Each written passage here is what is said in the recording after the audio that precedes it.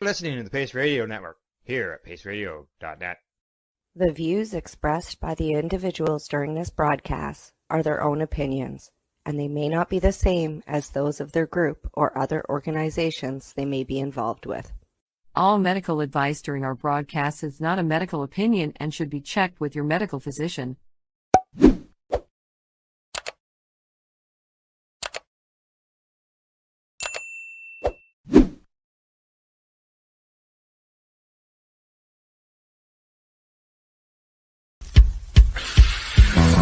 Oh yeah, baby, that's lovely.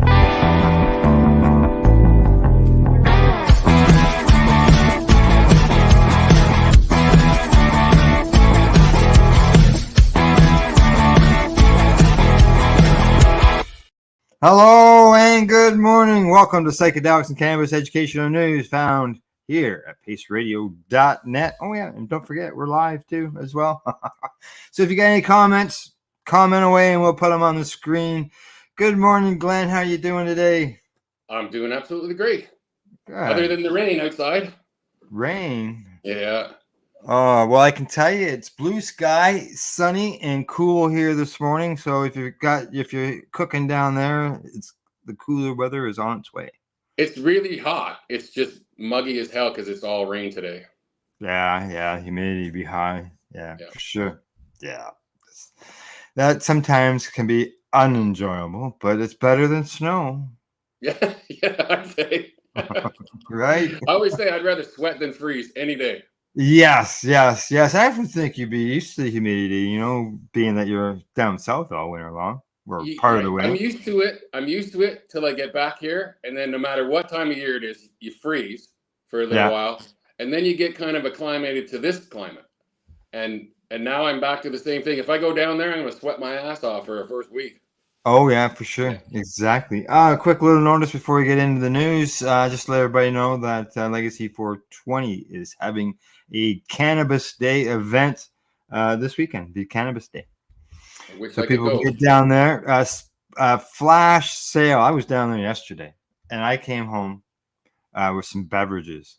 Gonna have a little gathering in a couple of weeks, and unfortunately I can't drink carbonated beverages, but I picked up some beverages for other people, and they had 10 milligram pops for $1, 30 milligrams, 30 milligram pops for $1.50, and then they had 60 milligram sodas for $2. Geez, that's what you pay for a Coke. I know. Wow. Oh yeah, I know. That's what I thought. So yeah, there'll be other sales stuff going on there, as well as your dog will be down there. People can bring their puppies down, and like the business itself is dog friendly. So if you've got a dog, I take Tessa. We go down there. They got dog treats that everybody can give their puppies. They're not medicated. Yeah. They're just treats there. Yeah. I'm curious. Do they sell medicated dog treats? Oh yeah, for sure. Okay. Yeah, as well as tinctures. Oh, nice. Yeah. They got a line that they was created with Dr. Hornby when he was down there working, and obviously before he passed away. Yep. Yeah. So just so everybody knows, I don't live there, so I've never actually been there. No, I know exactly. Yeah, well, one time when you're here in Ontario, we can stop on down there. Yep, so. Sounds good to me. All righty, on to the news we get, and this one comes to us from Global News, and the headline here says, Cannabis edges out alcohol as the most common impairing substance, according to a driver's study. A 6-year analysis of more than 10,000 Canadian drivers involved in motor vehicle collisions suggests cannabis has edged out alcohol as the most common impairing substance detected through after-crash blood testing, which I'd like to say are completely and utterly inaccurate.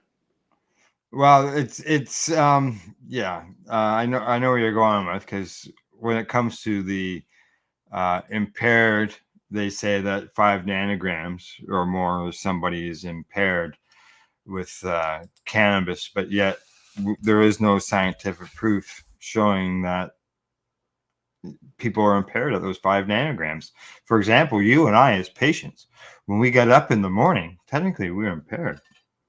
Yeah, and And I you know personally, that for your own. after Yeah. personally after not use, I used to have to do drug tests because I drove into the States.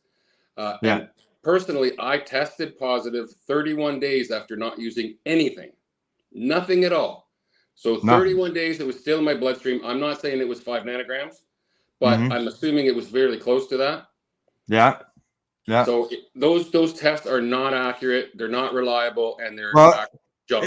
yeah. Well, the test can be right as far as the amount of THC in your Yeah. blood system. Yeah. It's the law that I would say is what isn't based on any science. It's more of a arbitrary number. Yeah. Yes, Okay. definitely. Go ahead. Okay, the National Drug Driving Study in 2024 produced by the University of British Columbia, say researchers analyzed blood samples from drivers in British Columbia, Alberta, Saskatchewan, Ontario, Quebec, Nova Scotia, New Brunswick, and Newfoundland and Labrador between 2018 and 2023. Yeah, they found 54% of those injured drivers tested positive for at least one impairing substance. And among that group, 16.6% had cannabis in their bloodstream, while 16% had alcohol. Driving after cannabis use appears to be an emerging problem in Canada and may now be more common than driving after drinking alcohol, the study says. But yet, they're just saying it's detected in the system. It's just not saying yet how much is in the system. Yeah, so it doesn't even matter if And, it reaches and the your digital limit. and your example is a great example. So Yeah, and that's a personal example. So that's how I actually know this is bullshit, this BS, this here. However, then that's probably why I like the story too. I wanted to read this story because of that. However, given the very high crash risks associated with alcohol and the fact that most cannabis positive drivers had low THC levels, it can be concluded that driving after drinking remains a bigger problem in Canada. big time. Yeah. The study also found that Atlantic Canada led the country in the proportion of injured drivers more likely to have used cannabis. Well, I'm glad they acknowledged that the alcohol is a bigger problem. Of the 624 injured drivers from Nova Scotia, New Brunswick, and Newfoundland and Labrador who were tested during the study period, 26% of the drivers tested positive for cannabis, while 22% tested positive for alcohol. Overall, 70% tested positive for drugs or alcohol, which was also higher than the national average. Lead author Dr. Jeff Brubaker, who is with the University of British Columbia's Department of Emergency Medicine, said the overall prevalence of impaired driving in Atlantic Canada was something that stood out for him. That was the single most striking thing, he said. I would say it's a problem across the country, but it does seem to be worse in Atlantic Canada. And I live in Atlantic Canada, and they're right. Well, and Atlantic Canada is the highest consumption rate of cannabis in the country as well. Researchers in British Columbia have been studying cannabis in blood alcohol since 2012, and it's clear that the number of drivers with cannabis in the system has gone up since legalization in 2018, he says. Brubaker goes on to say that I would still say that good old-fashioned alcohol is still probably the biggest problem of a single substance, but a new problem is the combination of alcohol and cannabis, and that's a bad combination. I say he's right there. The study said cannabis intoxication causes attention deficits, slows reaction time, and impairs tasks such as tracking ability, such as staying within a lane or monitoring the speedometer. However, it says habitual cannabis users may develop tolerance to some of its effects. The effect of alcohol on driving and road safety is well studied and understood, the study said. Unlike alcohol, it is often not possible to predict how driving will be affected at different blood alcohol concentrations. The target audience for this study, Brubaker said, includes emergency room physicians, public health officials, police, and organizations that help spread awareness about safe driving. He says, it's just to warn people of the risk of driving while impaired, of the risk of combining alcohol and cannabis. I'm really hoping we can continue to collect this kind of data, and I'm hoping that police can use it to guide enforcement and injury prevention. People can use it for public education. I'd also like to point out there was a study done in England. Not that I am not pro driving while you're using cannabis, but the study came out with the effect that they're actually safer after they used cannabis. So the study was very, very downplayed. Yeah. Oh, yeah. That study would be for sure. There's no doubt if there Yeah. was as a benefit. But yeah, I would say because those accidents and the testing of the blood, okay, alcohol is usually it can be gone out of the system within 12 or 24 hours. Yeah. Right. And as Along you with showed, cocaine and heroin and everything else. yeah. And Except as you showed, 31, 32 days, you can still show that trace of cannabis in someone's blood. So, those accidents, that person might have consumed that cannabis 2 weeks ago. They actually pulled me off the road and suspended me from work for 3 days. And the only reason I got back to work was because my boss knew what I was talking about and agreed with me. And he brought me back to work. Now, technically, that was illegal because we transported into the States. Oh, yeah. So if I went to the States during that period before I was cleared to drive again, I could have been arrested along with my boss. Oh, yeah. Well, yeah. Being a truck driver and driving to the U.S. can be a problem from Canada. And I know a driver who, even though they have received no notices from the U.S., there was times where they would spend like 4 or 5 hours at the border with the truck trying to get over. Yeah. And I never used cannabis in my truck ever. So that was it was like, yeah. But I would have tested positive still. Their conviction was like 25 years prior to that. Wow. All righty, on to the next story. This one comes to us from AP News, and it says that Brazil's Supreme Court decriminalizes possession of cannabis for personal use. And this is from Rio de Janeiro. Brazil's Supreme Court on Tuesday voted to decriminalize possession of cannabis for personal use, making the nation one of Latin America's last to do so, in a move that could reduce its massive prison population. With final votes cast on Tuesday, a majority of the justices in the 11-person court voted in favor of decriminalization since deliberations began in 2015. Wow. 9 years. 9 years. Yeah. The justices must still determine the maximum quantity of cannabis that would be characterized as being for personal use, and when the ruling will enter into effect. That is expected to finish as early as Wednesday. So we hope to have an update on this. All the justices who have voted in favor said decriminalization should be restricted to possession of cannabis in amounts suitable for personal use. Selling cannabis will remain illegal. In 2006, Brazil's Congress approved a law that sought to punish individuals caught carrying small amounts of drugs, including cannabis, with alternative penalties such as community service. Experts say the law was too vague and didn't establish a specific quantity to help law enforcement and judges differentiate personal use from drug trafficking. Police continue to arrest people carrying small quantities of drugs on trafficking charges, and Brazil's prison population continued to swell. That's really, really nice. You arrest your own citizens for trafficking for what, half a joint? Yeah, exactly. Now, according to Iona Zabu, who's president of Garap Institute, who deals with public security, they say the majority of the pre-trial detainees and those convicted of drug trafficking in Brazil are first-time offenders who carried small amounts of illicit substances with them, caught in routine police operations, unarmed, and with no evidence of any relationship with organized crime.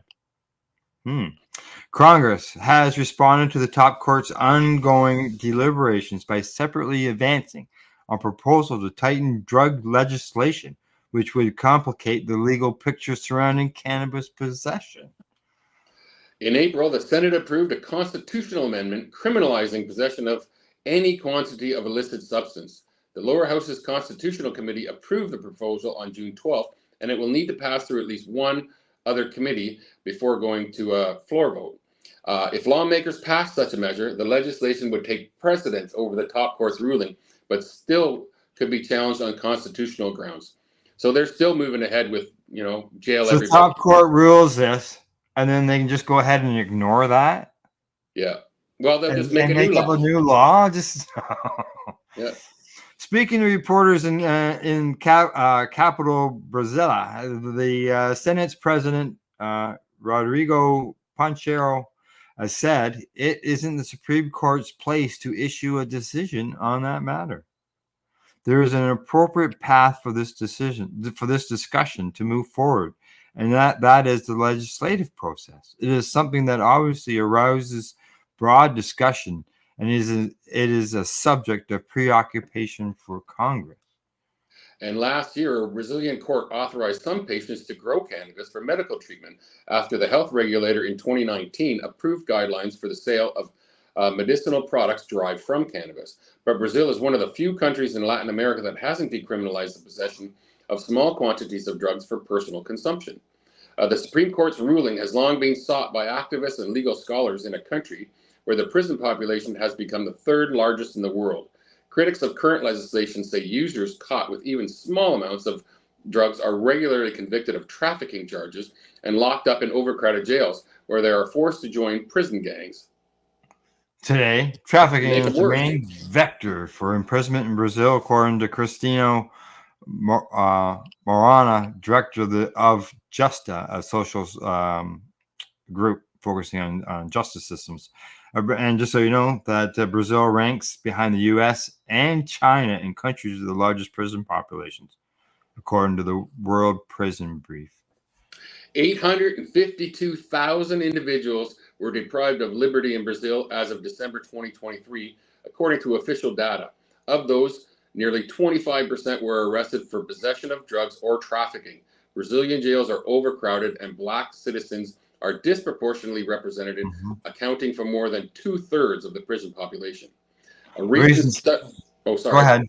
No, go ahead. A recent study by Inspector, a Brazilian research education institute, determined that Black individuals found by police with drugs were slightly more likely to be indicted as traffickers than white people. The authors analyzed over 3.5 million records from São Paulo Public Security Secretariat from 2010 to 2020. An advance in drug policy in Brazil. This is an issue of public health, not security and incarceration. Leftist lawyer Chico Alencar wrote after the ruling. By contrast, Gustavo Scandalera, a specialist in Brazil's penal code at law firm Dottie Vagados, said he doesn't foresee the ruling bringing a significant shift from the status quo, even after the top court establishes a maximum quantity of cannabis for personal use. They argued that the amount will remain one determinant of whether authorities consider a person a dealer or a user, but not the only one. I'm just wondering, why is the court deciding on the quantity amounts and some other things? Isn't that up to the legislative body to decide that, and then the court will rule on it if somebody ever brings it before them? It seems to me like these are opposing forces. Yeah. It sounds like the legislature wants to jail everybody for every little thing, and the court is saying it's a little ridiculous, right? Yeah.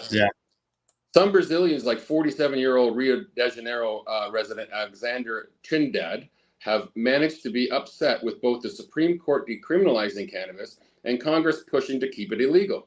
The Supreme Court is not the right place for such a decision. This should be submitted to a plebiscite for the people to decide, Trinidad said. Both the Supreme Court and Congress have been very opposed to society in this. And yeah, that makes sense to me. Yeah. They say that medical cannabis is available in Brazil, and they mentioned about Uruguay going on and legalizing and stuff like that. Argentina's Supreme Court ruled in 2019 it was unconstitutional to penalize an adult for consuming cannabis if they didn't harm others. Makes sense to me. Yeah. and Costa Rica is one of the ones they're attempting to be the first cannabis tourist destination. Oh, yes. I don't know when that's going to come. It's been 2 years in the making already. So we'll see. It could be another 2. It's a government, right? Well, that happened in Argentina about their court saying it was unconstitutional. They say the law has not been changed, and users are still arrested, So although cases are they being don't give a thrown shit out. about what the court says, basically. Yeah, yeah, yeah. So there you go. Brazil. Hopefully, they get it straightened out and stop arresting people for simple possessions of cannabis, and the two factions, the government and the court, can stop fighting over it. Okay, I got a problem with the next story here. You do? Yeah. Uh-oh. What's the problem? I have a whole page of stories. I don't have one story. Oh, well, we're just about to do the marijuana moment story. I'm in marijuana moment, but I have their main page. I don't have the story. Oh, the newsletter end of things is what you're saying? Yeah. Is there a newsletter there? Yeah, I have a whole bunch of stories. Okay. Do you see your little chat over to the side of the screen? No. No. Oh, here we go. I do. Okay. Do you see Arizona? the story? Is that the one? I just put a link up. This is the one on Biden and Trump on their possessions of Okay. where they are with cannabis. I have it. Okay, there you go. Good. Okay, I'll bring it up now. All right, for marijuana moment, the headline there says Biden versus Trump on cannabis, where the candidates stand heading into the 2024 election, which is good to know. Well, I have the wrong story up. Okay. Well, I'll get started on this because I think it's important so people know when it comes to deciding who they would vote for. So you can follow along as a color commentator and just put in some remarks as we go along. How's that? Okay. Yeah. Okay. Now, as election day approaches, drug policies again emerge as a key campaign issue for incumbent President Joe Biden and former President Donald Trump, with each candidate's policy positions around cannabis coming back into focus. Okay. Biden's campaign is hoping to leverage the popularity of cannabis reform, highlighting his mass pardons and scheduling review directive that has led to the Justice Department to recommend moving cannabis from Schedule 1 to Schedule 3 of the Controlled Substances Act. That said, his ongoing opposition to broader legalization and his well-established history as a drug warrior in the Senate may come back into play for voters. And I have the story now. Okay, go ahead. How Trump will navigate the issue is less certain, though he's generally indicated over the past year that he intends to position himself as an anti-drug candidate. He intends proposing extreme policies such as giving the death penalty to people who sell illegal drugs. His record on cannabis specifically is mixed, however, and he's been known to facilitate on various positions, depending on when he's asked about the issue, along with everything else. As the presidential rematch heats up, it's likely the candidates will be pressed again on cannabis, warranting a revisitation of their records. Okay, here we go. We're going to read them. Biden. Since taking office, Biden has issued 2 rounds of mass cannabis pardons, granting formal forgiveness to thousands of people who've committed low-level cannabis offenses. The action is largely symbolic, and the president has faced criticism from advocates over his prior exaggerated claims about the practical impact of the reform, as well as the fact that certain people, example, immigrants and people with nonviolent cannabis sales convictions, were excluded from the relief.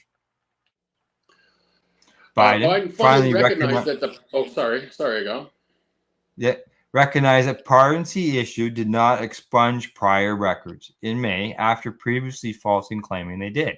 The administration did facilitate a process to give pardon recipients a Justice Department certification to document it, but those records are still accessible and could theoretically affect eligibility for employment and housing.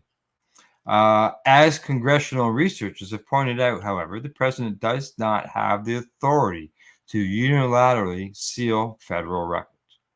And no one should be in jail merely for using or possessing cannabis has become a common talking point for the president. In a historic move, he even made that point during his 2024 State of the Union address, indicating that he recognizes the popularity of the issue and the political benefits of associating himself with the reform in the run-up to the election. But Biden remains out of step with the majority of voters, particularly those of his own party, when it comes to broader legislation. And while he directed a review into the cannabis scheduling that resulted in a Schedule 3 reclassification proposal that would not federally legalize cannabis, it would, however, remove certain research barriers and free up state licensed cannabis businesses to take federal tax deductions. Biden also signed a bill into law in late 2023 that was meant to streamline cannabis research, the first time that a president enacted standalone cannabis reform legislation. After the U.S. Department of Health and Human Services recommended rescheduling cannabis and the DOJ agreed with that assessment, the Biden-Harris campaign was quick to promote the administration's role in that decision. In email blasts, the campaign contrasted Biden's cannabis actions with those of the Trump administration, emphasizing that the federal enforcement guidance that urged discretion with the state cannabis laws was rescinded under Trump. That would be the cold memo that they're talking about there. That said, the Biden administration has not issued updated guidance, despite comments from the Attorney General Merrick Garland about the department's intent to do so. Also, while top officials at DOJ and HHS, the White House Office of National Drug Control Policy, and other agencies have applauded the president's work to reform federal cannabis policy, the administration has faced criticism from other anti-cannabis actions, such as DOJ's consistent defense of a ban preventing cannabis consumers from owning guns, in the face of multiple federal lawsuits challenging the constitutionality of that policy. And I would like to say that if you drink, you can own a gun. Yeah, exactly. Also under Biden, U.S. Customs and Border Protection has faced scrutiny for using resources to seize cannabis from state legal businesses in New Mexico. That should not be happening. No. Another key criticism from advocates and lawmakers concerns the administration's budget requests, which have all proposed maintaining an appropriations rider blocking Washington, D.C. from using local tax dollars from legalizing cannabis sales, despite voters in the district approving legalization a decade ago. That is strange. Yeah. Recently, the White House said Biden commends and welcomes the mass pardons issued at the state level by Maryland Governor Wes Moore, who's a Democrat. The president has encouraged governors to follow his lead with cannabis clemency. The White House also has come out against House-passed proposal to prevent military branches from testing for cannabis for enlistment or commission as a part of a large-scale defense bill, calling cannabis use a military readiness and safety concern. And I'd like to say BS to that. I know so many soldiers that use cannabis. Yeah. And do they serve alcohol in these places? Yes, they do. Of course they do. And they serve alcohol to 18-year-olds there too. Okay. Yeah. However, the president signed an earlier version of the National Defense Authorization Act that contains provisions to fund clinical trials into the therapeutic potential of psychedelics for active duty military service members. Hey, you can do psychedelics and still be involved. Yeah. Early in 2021, meanwhile, the Biden administration came under fire after it was reported that it had terminated or otherwise punished dozens of staffers who admitted to prior cannabis use as part of their background check process. Now we're going to go to Trump. As president, Trump largely stayed true to his position that cannabis laws should be handled at the state level, with no major crackdown on cannabis programs, as some feared after then Attorney General Jeff Sessions rescinded the Obama-era federal enforcement guidance. In fact, Trump criticized the top DOJ official that suggested the move should be reversed. And while he was largely silent on the issue of legalization, he did tentatively endorse a bipartisan bill to codify federal policy respecting states' rights to legalize.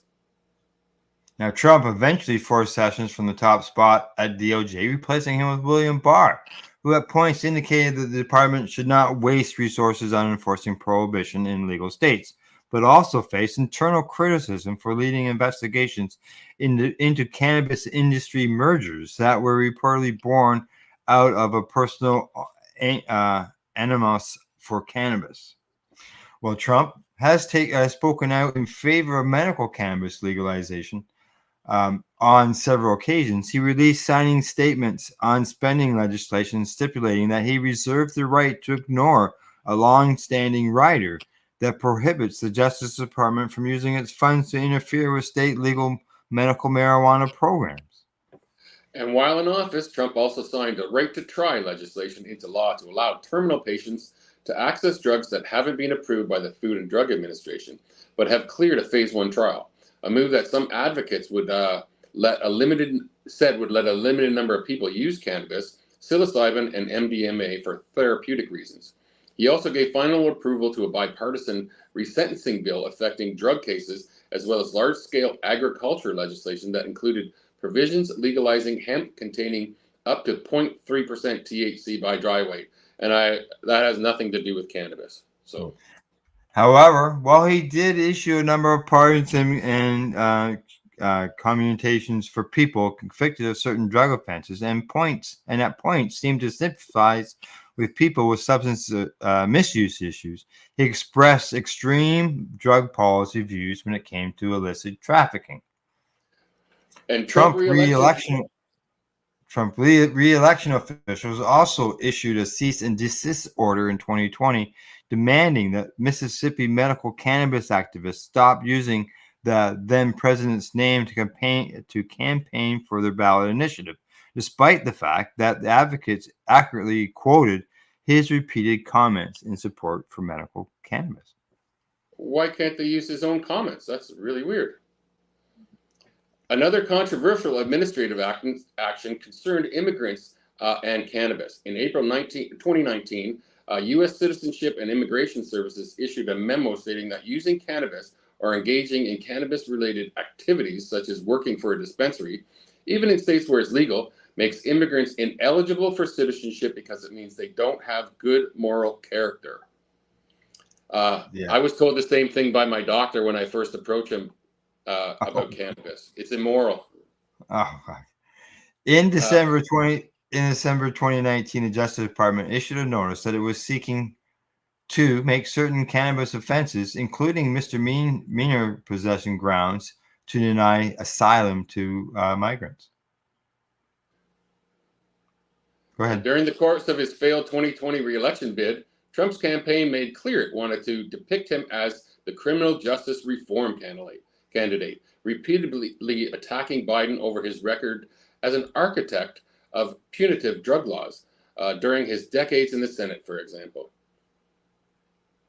And there's an overview of the candidate's records on marijuana issues outside of the Oval Office. Yes. Biden says that while Biden was increasingly promoted cannabis policy reform as president during his time in the Senate, he served as chair of the influential Judiciary Committee that helped shape U.S. drug policy during an era of heightened scaremongering and criminalization. And he was among the most prominent Democratic drug warriors in Congress for decades. He sponsored some of the country's most punitive drug legislation, including the notorious 1994 crime bill, even though in some cases he has addressed the consequences of his anti-drug legislation activism. And Biden introduced the Comprehensive Narcotic Control Act in 1986. The wide-ranging anti-drug legislation called for the establishment of a cabinet position to develop the federal government's drug enforcement policies, a role that fits the description of a drug czar position in terms of a term the senator coined in 1982, which was subsequently created to lead ONDCP. Shortly after announcing his presidential candidacy, Biden came out in support of decriminalizing cannabis, legalizing medical cannabis, expunging records of individuals for prior cannabis convictions, and allowing states to set their own cannabis policies. A spokesperson also said that he favors rescheduling cannabis to Schedule 2, but he since backed the DOJ assessment that it should be moved to Schedule 3. I wonder if this has something to do with his son, and the realization that normal people, use some of these substances. Yeah. Now, it says here on Trump, it says it might come as a surprise, but 30 years ago, Trump argued in favor of legalizing all drugs. He's since dramatically shifted on that position. He says, we're losing badly to the war on drugs. You have to legalize drugs to win that war. You have to take the profit away from these drug czars, he said at the time. What I'd like to do maybe by bringing it up is cause enough controversy that you get into dialogue on the issue of drugs so people will start to realize that this is the only answer. There is no other answer. Well, he's not saying any of that now these days. Then 25 years later, he was at the Conservative Political Action Conference stating that he thinks marijuana legalization is bad and that he feels strongly about that. Well, the difference now is he was a Democrat then, and now he's a Republican. So Yeah, they got a lot of problems going on right now in Colorado. Some big problems, bigly problems. yeah, youth consumption is down.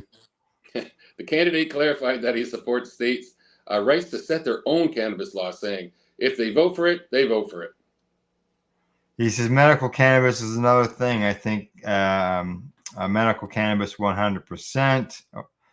In April of 2023, Trump suggested there may be a link between the use of genetically engineered cannabis and mass shootings. What? You read, yeah, in 2023, he suggested that there may be a link between the use of genetically engineered cannabis and mass shootings.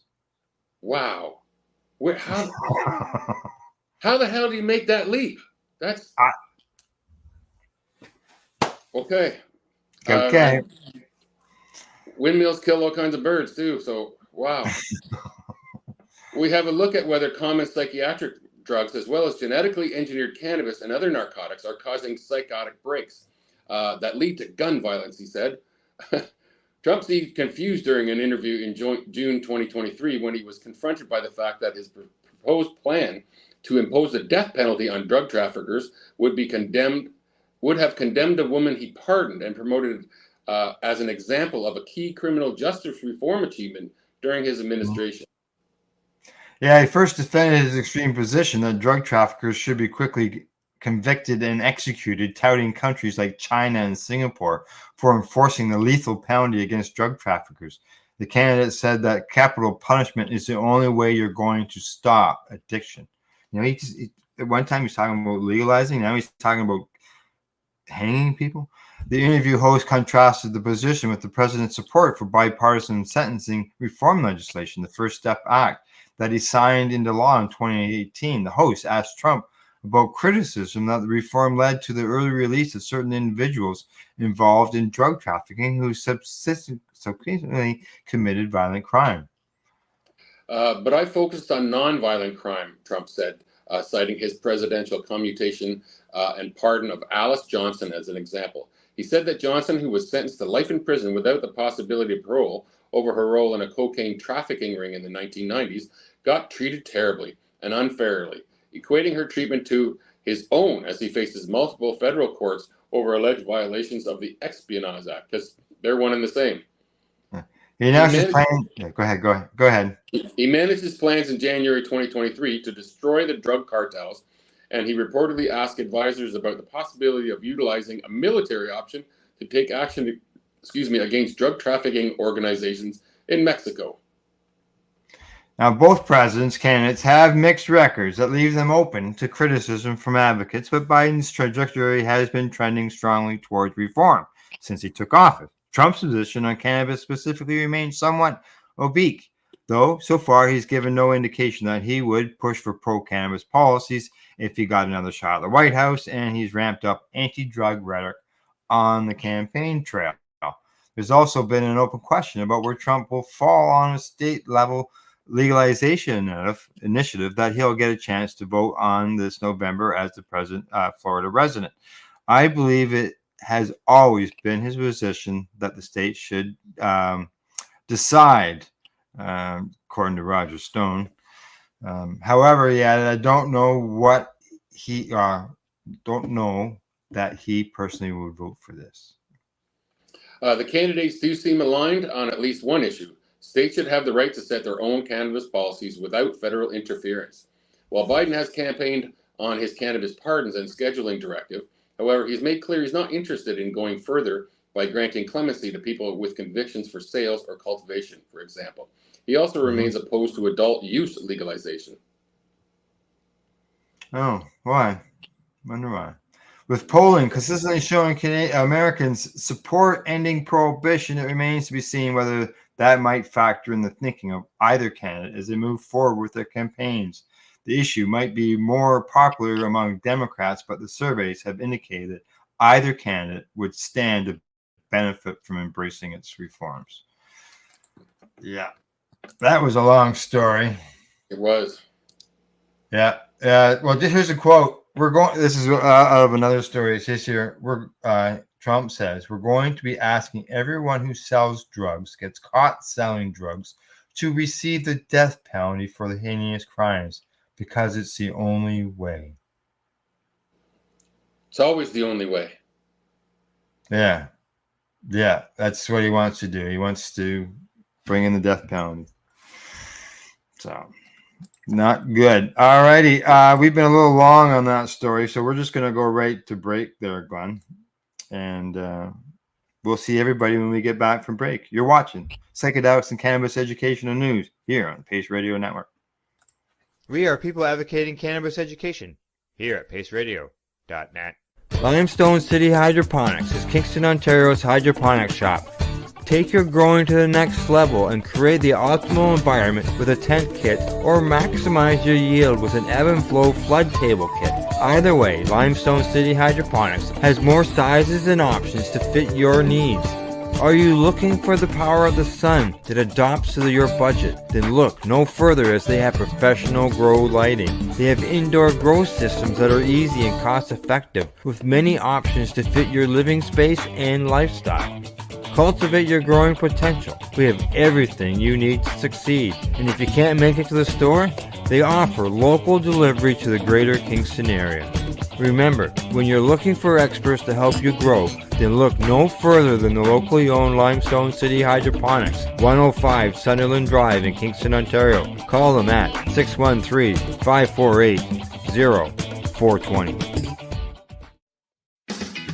Enjoy the buzz of legalization with Campbellford Lifestyle Shop. From lights to plant nutrients, books, consumption accessories, and more, we've got all your basics to grow or consume cannabis. Visit our info center or take a look at our piercing services and body jewelry, now available in-store through Campbellford Lifestyle Shop, 17 Bridge Street West, Campbellford.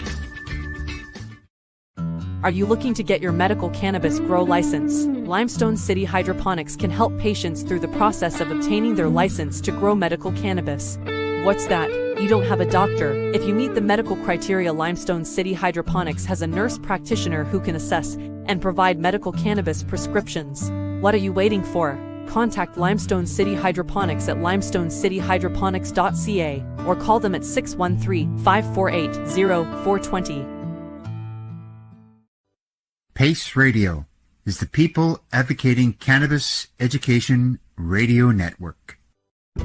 Legacy 420 have an awesome array of cannabis-infused beverages, from pop to Nature's Nectar's teas, all in amazing flavors. What a selection! We even have a delicious mango-infused juice, and let me tell you, it's delicious.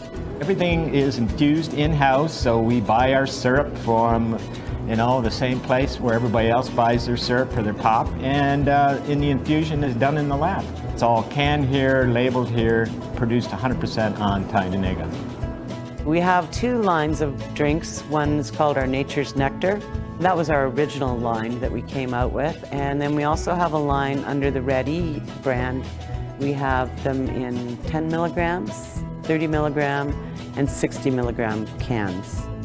What a great selection for a get-together with friends or after a long day. Remember, if you want to wet your whistle with on-site lab-tested products, come see your trusted partner. Legacy 420 out on your road.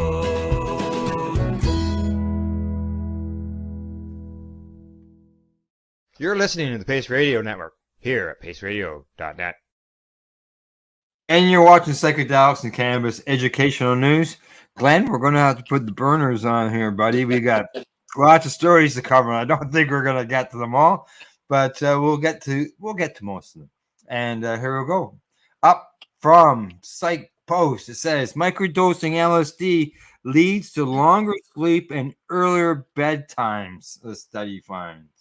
A new study has found that microdosing with LSD can lead to earlier bedtimes and longer sleep durations. Participants in the study, published in the Translational Psychiatry, slept an average of 24 minutes longer on the night following a microdose. They also went to bed 25 minutes earlier than usual and woke up at their typical time. Lysergic acid dithalidomide, commonly known as LSD, is a potent hallucinogenic drug that alters perception, mood, and various cognitive processes. It belongs in a class of drugs known as psychedelics. LSD was first synthesized in 1938 by Albert Hofmann and became widely known in the 1960s for its mind-altering effects. It primarily interacts with serotonin receptors in the brain, leading to altered sensory experiences and sometimes profound changes in consciousness.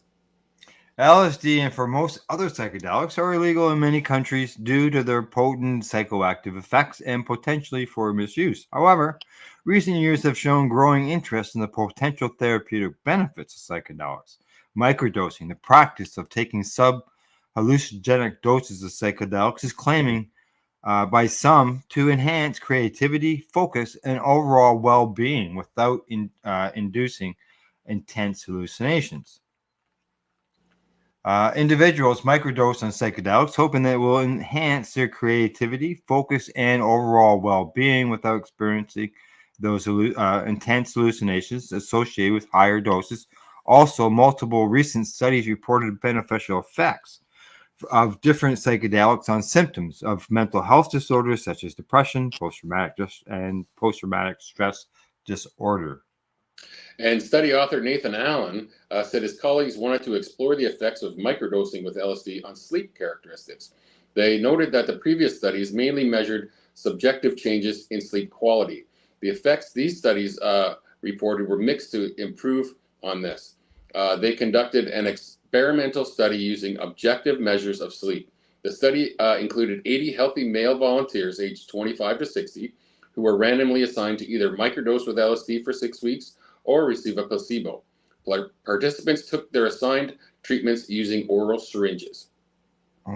Participants microdosing LSD took 10 milligrams of LSD dissolved in 1 milliliter of water every third day for 6 weeks. During the study period, participants wore Fitbit charged three-quarter devices on their wrists. This allowed the researchers to objectively monitor participants' sleep and active patterns. On microdosing days, participants took the dose at 11 a.m. to avoid any potential disruption of their nighttime sleep. And results showed that on the night after microdosing with LSD, participants slept longer compared to the placebo group, the group that was taking doses containing only water. The duration of REM sleep was also longer. The increase in total sleep was 24 minutes in the time spent sleep. It was 21 minutes in REM sleep phase. On those nights, it was 8 minutes longer than average. On those nights, participants who took LSD went to bed some 25 minutes earlier. The time they woke up did not change. Now, the study authors concluded, given the significant modifications in total sleep observed here with LSD microdosing and the potential clinical implications, this result provides a strong justification to incorporate wearable devices for sleep monitoring on phase 2 trials of LSD microdosing in patients with major depressive disorder, which are currently underway.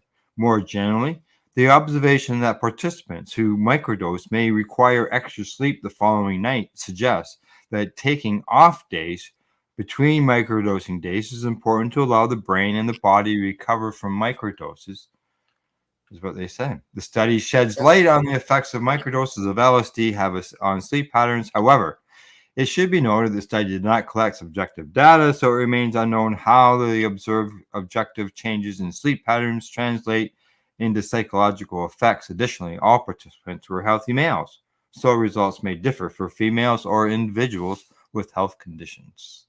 Yep. Yeah, there you go. Microdosing with LSD may help people sleep better. 1 minute. 1 minute. Yeah, they got 24 minutes more sleep and or 25 minutes more sleep, and woke up 24 minutes earlier. So it was a 1 minute difference. But the REM sleep was a lot longer, right? So yeah, it was longer. that could affect a person's well-being for sure. Oh yeah. All right, on to the next story. This one comes to us from Stratcan. Headline says Australia's cannabis regulator has issued more than $600,000 in fines. Australia's Therapeutic Goods Administration has issued 25 or 35 infringement notices totaling 6 cannabis businesses and 2 individuals for the alleged unlawful advertising of medicinal cannabis on their websites and social media platforms. The businesses include licensed medicinal cannabis manufacturers and importers, a health clinic, and a retailer. The TGA alleges that each business unlawfully promoted the use and supply of prescription-only medicinal cannabis. The total of the fines is 627,000 US, not US, the Australian dollars, which is 571,000 Canadian dollars.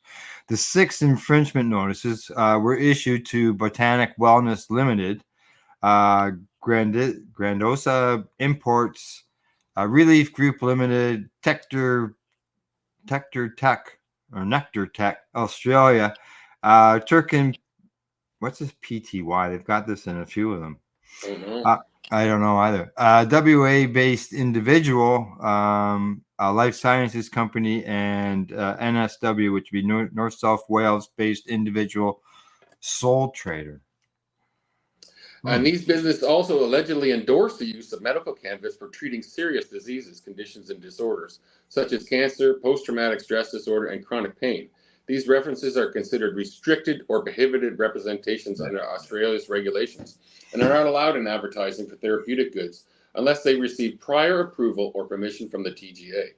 In some cases, the advertisements also allegedly included violations such as indirect references to medicinal cannabis, such as plant medicine, implied the medicinal cannabis had been approved or recommended by the TGA and promoted their own prescription-only medical cannabis products. Cannabis products for medicinal purposes are unapproved medicines in Australia and are not entered on the Australian Register of Therapeutic Goods. Yeah, similar to here, right? Advertising prescription-only medicines like cannabis for medical purposes directly to consumers is prohibited in Australia. The unlawful advertising of prescription-only medicines, which includes medicinal cannabis, is a breach of the country's Therapeutic Goods Act. And penalties can include fines or even civil or criminal court action. The TGA has initiated 2 civil penalties and issued 165 infringement notices in the past 2 years for a total of $2.3 million in penalties to organizations and individuals for the alleged unlawful advertising of medicinal cannabis. I'd love to know how you get a prescription for something that has no medicinal value. And you can't advertise that you offer prescriptions. That's so strange. TGA has initiated 2 civil penalties. Oh, sorry, you read that one? Yeah. They announced they had issued 11 infringement notices, including $171,000 to Better Leaf PTY, and an individual for the alleged unlawful advertising of medicinal cannabis on its website and social media platforms. In the same month, National Rugby League Club agreed to remove branding from medicinal cannabis company Alternaleaf from its jerseys and on signages displayed at stadiums during the games. And in April, the TGA began proceedings against Montu Group, its subsidiary Alternaleaf, and their common director, Mr. Christopher Strach, for allegedly unlawful advertising of medicinal cannabis on websites and social media. The regulators allege that Montu and Alternaleaf unlawfully advertised medicinal cannabis using terms including medical cannabis and plant medicine to promote the Alternaleaf online clinic. Montu is further alleged to have operated a website during Medicinal Cannabis Awareness Week in 2023, which advertised medicinal cannabis to the public, also against the TGA's marketing rules. The agency also recently shared testing info conducted on 21 medicinal cannabis products sold in Australia for the presence of Delta 8 THC. Although no Delta 8 was detected, one product is a Canatrek, also found to be outside of the allowable 99 to 110% of label claim for THC. There you go. Some people in Australia getting their wrists slapped because they're breaking the law. They're advertising it as a medicine, but you have to have a prescription to get it. How do you get a prescription if it's not a medicine? I don't understand. Well, even in Canada, our Health Canada doesn't recognize cannabis as a medicine. But you have to have a prescription to get a medical certificate. We don't have a prescription. What we have is yeah. It's just a an technicality. Yeah, exactly. So went to the doctor for the same thing. I just didn't get an actual prescription for him. I got his signature on a piece of paper that looks like a prescription, but it's just not called a prescription. Yeah. All right, on to the next story of the day. This one comes to us from Green State. It says, poll shows Americans are using these drugs more than ever before. Psychedelics are becoming more mainstream. Compounds like psilocybin, which is magic mushrooms, are being decriminalized across the country, while research into psychedelic medicine continues to increase. But data seeks to understand how many Americans have actually tripped. According to a recent poll, more than 1 in 4 Americans have tried psychedelics at least once. The survey of 1,000 adults asked if they had ever consumed LSD, psilocybin, MDMA, mescaline, ketamine, DMT, or salvia. Roughly 28% of respondents said they use at least one of the compounds on the list. Somewhat, and I'm surprised too. So somewhat surprisingly, LSD was the most commonly used psychedelic. Wow. Yeah, with approximately 14% of the people having done use that, and magic mushrooms were second at 13%. Salvia came in last with 6%. I figured magic mushrooms would have been way ahead of everything. That's what I thought. But thinking back to my early days, teenage days, LSD was very prevalent. It was. Oh yeah, I agree. Yeah. Now, according to Brightfield Group analysis, approximately 6% of Americans had used psychedelics in the past 6 months.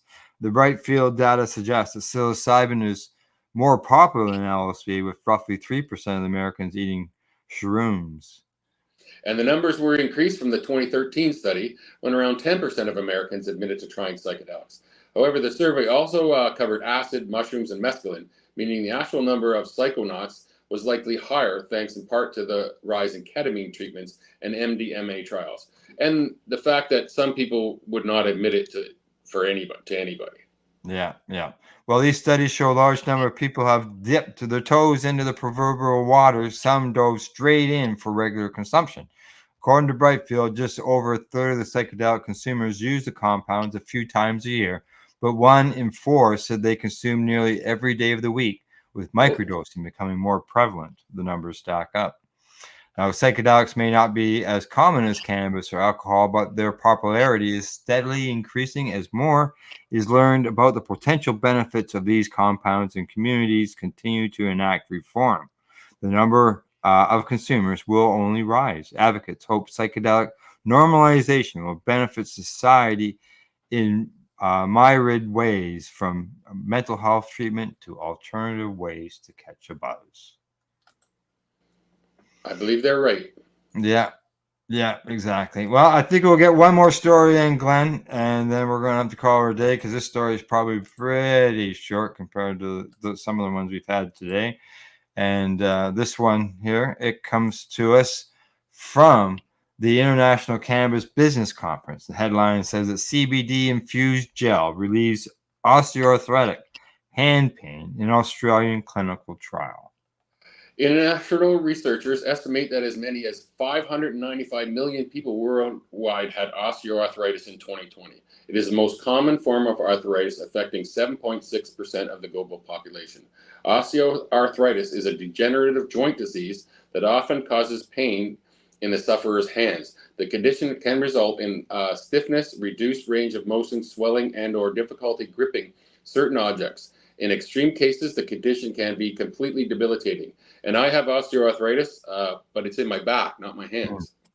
A team of researchers in Australia recently conducted a clinical trial involving osteoarthritis patients experiencing hand pain and application of CBD-infused gel. According to the results of the trial, patients reported experiencing relief after treatments.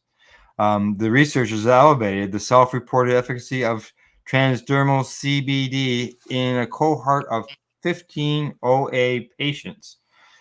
Study participants applied CBD-infused gelatin 3 times a day for 4 weeks.